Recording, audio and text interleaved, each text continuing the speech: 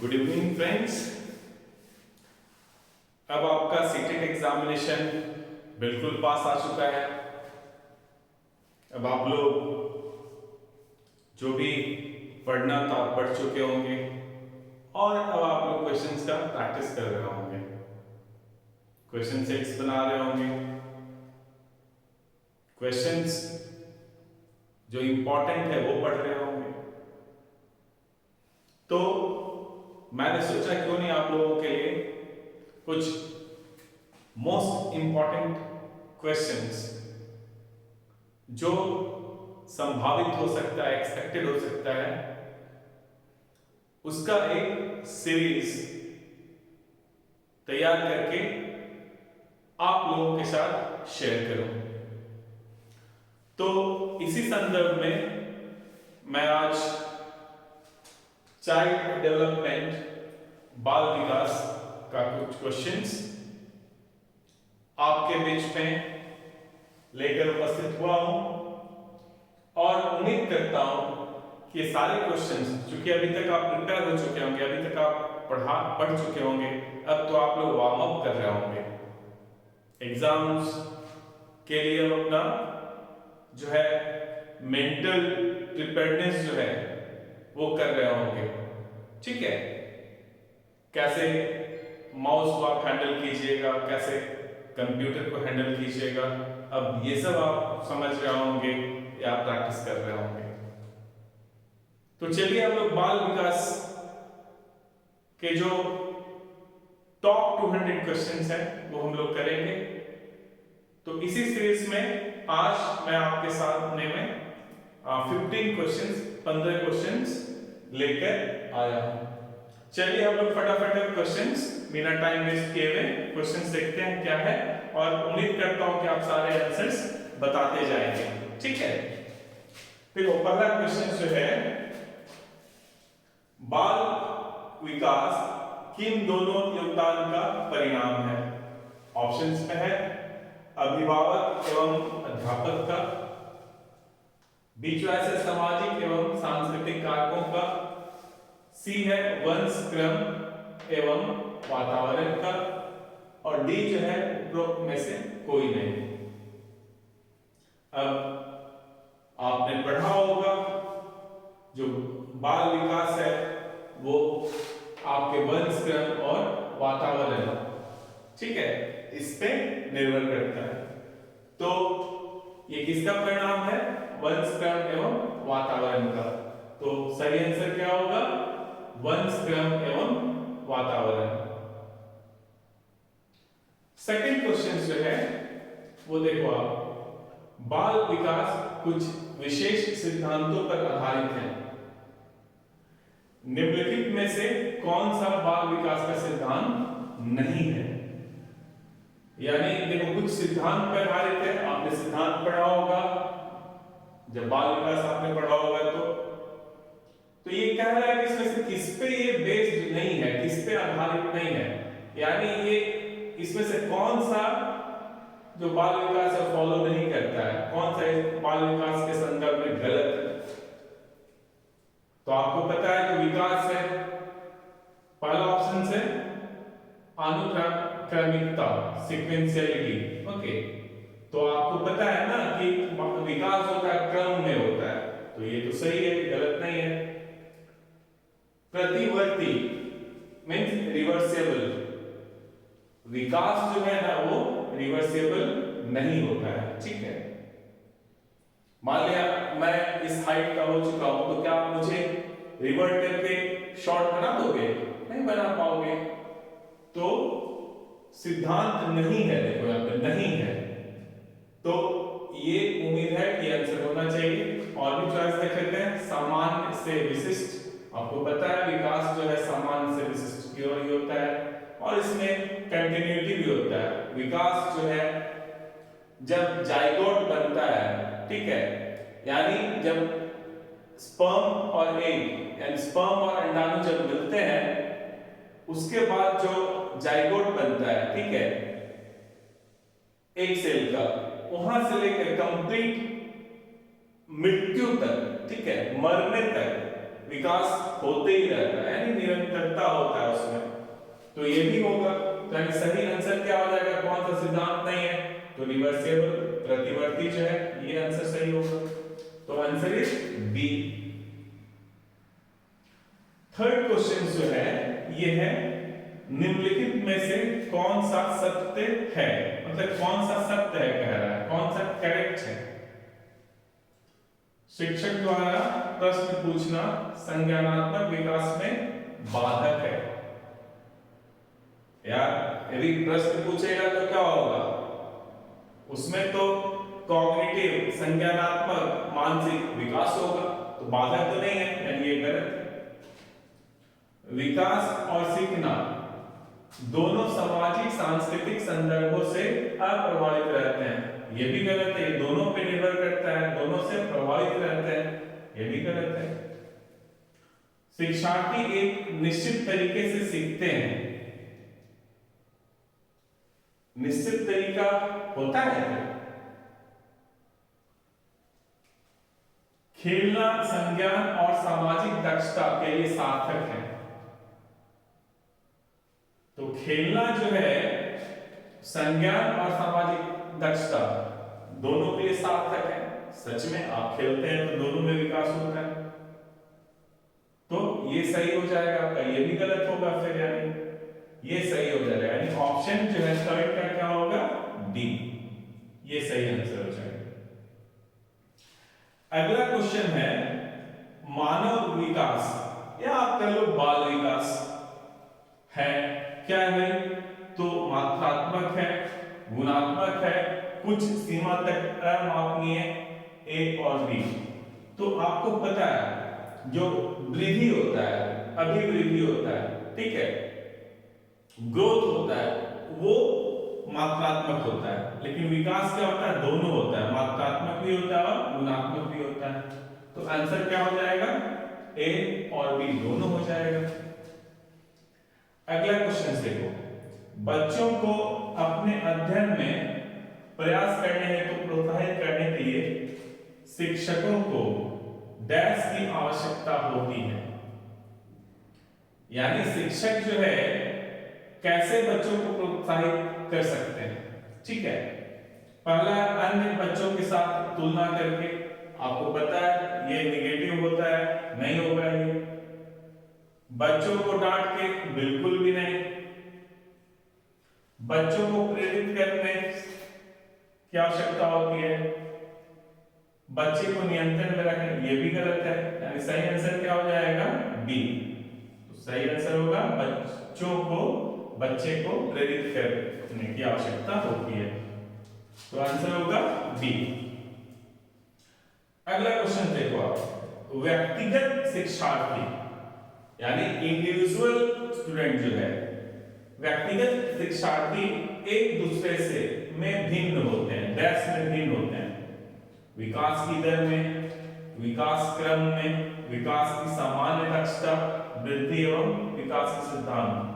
आपको पता है क्रम तो फॉलो करेगा ही, सिर्फ दर जो है, रेट जो है, रेट ऑफ डेवलपमेंट, यानी कुछ बच्चा थोड़ा फास्ट रेट होगा, कुछ में स्लो होगा, जिसे आप सब कुछ अवेलेबल करवा दोगे इजीली, अच्छे कंडीशंस में रहा है, अच्छा खाना खा रहा है, तो उसमें विकास का दर तेज होगा। जो गरीब है, जिसको सब कुछ नहीं मिल पा रहा है, उसमें विकास का रेट धीरे हो जाएगा, स्लो हो जाएगा, पर क्रम तो वही रहेगा। तो आंसर क्या है, यहाँ पे हो जाएगा विकास की दर, आंसर क्या होगा, बी। अब धारणाओं का विकास मुख्य रूप से डैश का हिस्सा है। देखो कंसेप्ट का विकास जो है, ठीक है, कंसेप्ट यानी सोचते हो आप, तो किसका विकास हो रहा है, दिमाग का, मानसिक विकास हो रहा है, कॉग्निटिव हो रहा है, आप उसी को हम लोग क्या कहते हैं, बौद्धिक विकास। तो आंसर क्या हो जाएगा, बौद्धिक विकास, शारीरिक विकास, सामाजिक विकास, संवेगात्मक विकास। तो आंसर क्या होगा, बौद्धिक विकास, आंसर हो जाएगा ए। अवधारणाओं का विकास मुख्य रूप से बौद्धिक विकास का हिस्सा है। आप लोगों ने ये सब पढ़ा होगा, इसलिए मैं फास्ट हूं।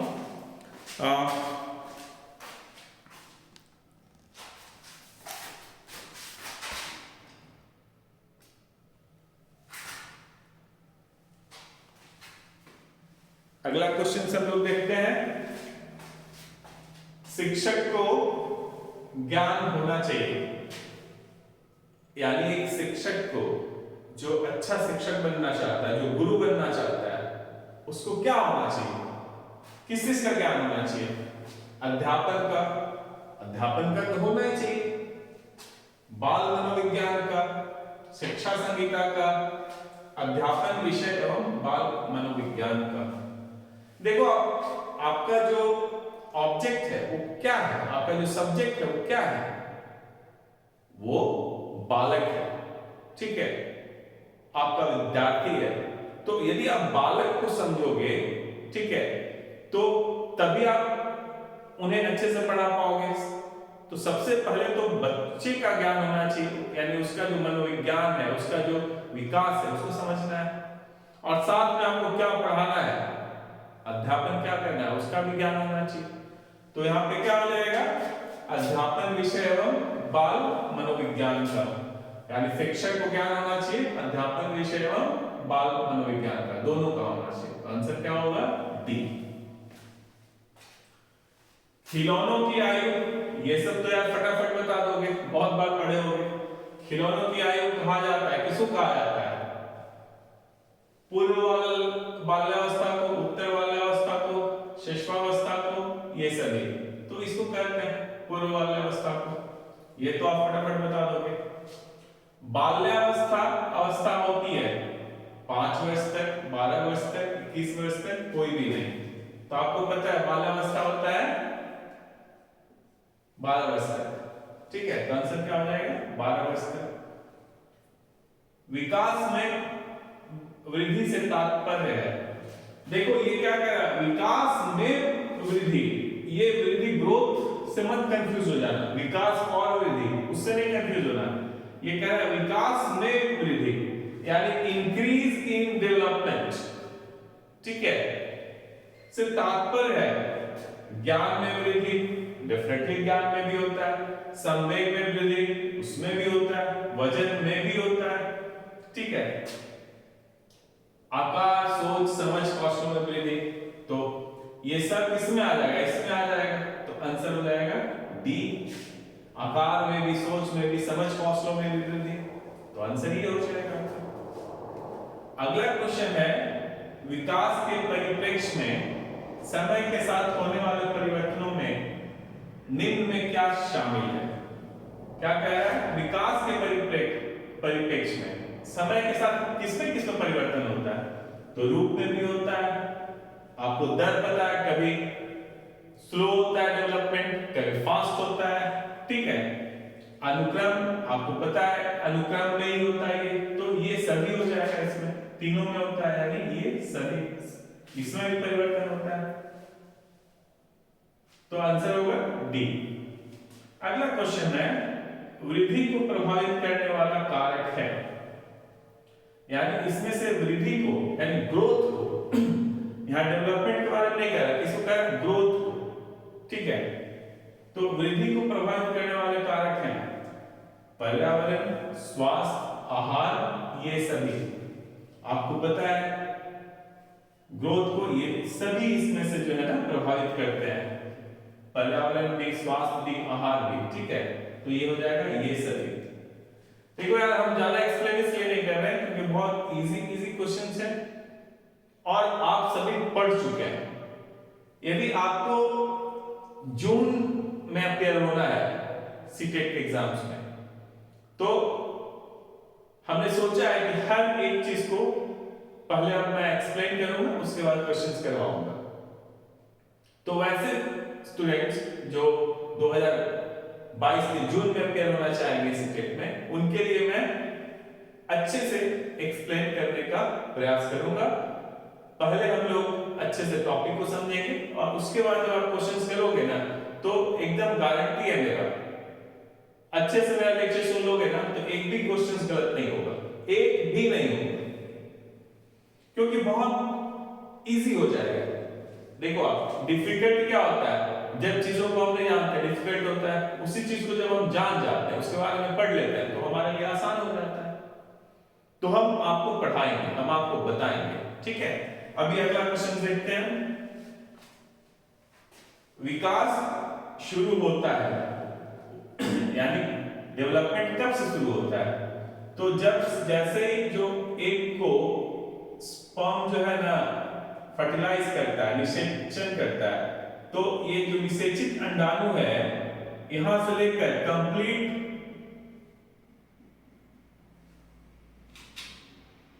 डेवलपमेंट हो गया, उसका मृत्यु होगा, डेथ, यहां तक आपका डेवलपमेंट होता है, विकास होता है, यानी यहां से विकास स्टार्ट हो जाता है। तो उत्तर बाल्यावस्था से, प्रसव पूर्ण अवस्था से, शेषवावस्था से, पूर्ण बाल्यावस्था से, तो यहां से स्टार्ट होता है, तो प्रसव पूर्ण अवस्था से, ठीक है, बी आंसर सही।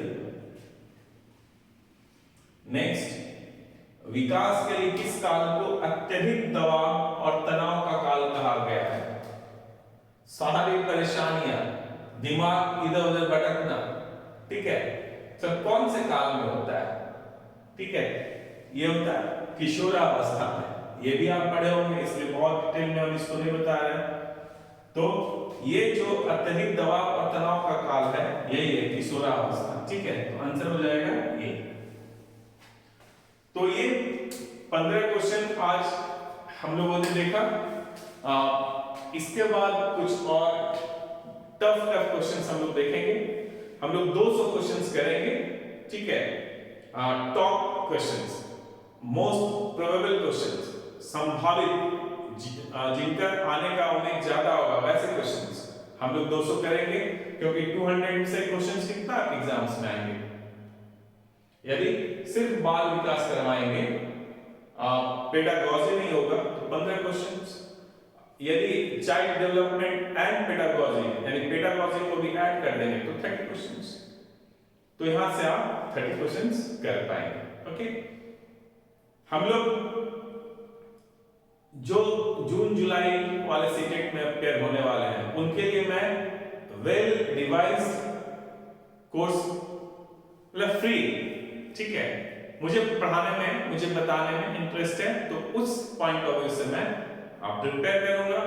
और प्रिपेयर करके जो हम लोग डे टू डे लाइफ में जो लैंग्वेज यूज करते हैं उस लैंग्वेज में हम आपको समझाने का, ठीक है, कोशिश करूंगा, ताकि आपको बाल विकास जो है,